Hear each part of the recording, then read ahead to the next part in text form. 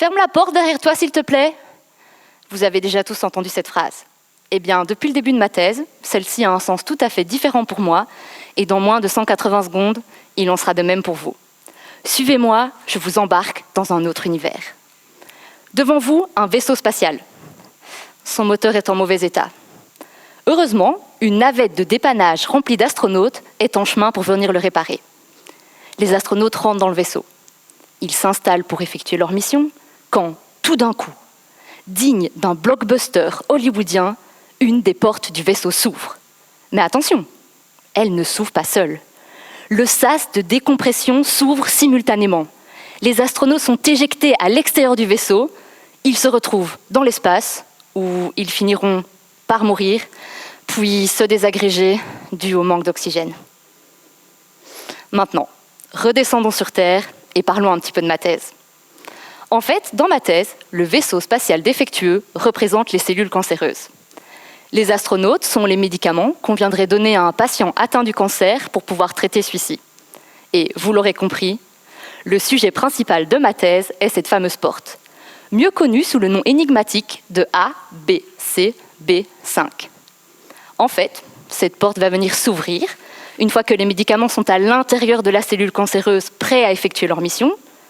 Elle va les entraîner contre leur gré à l'extérieur de celle-ci. Une fois à l'extérieur de la cellule cancéreuse, les médicaments seront éliminés par notre organisme, laissant ces cellules capables de proliférer.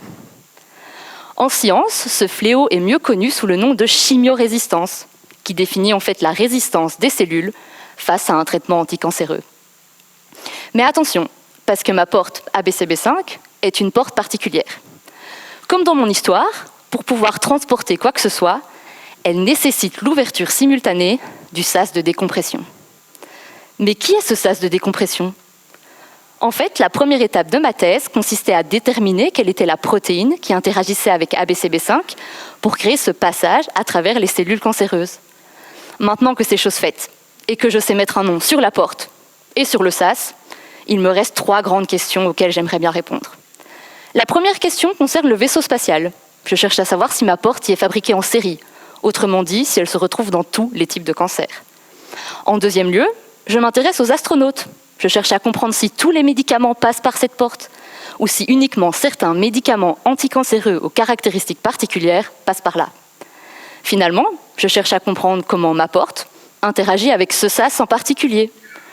Parce que si on en revient à mon histoire de départ, entre vous et moi, pour que nos astronautes puissent faire leur mission correctement, ce serait peut-être bien, qui sait, de laisser cette porte fermée.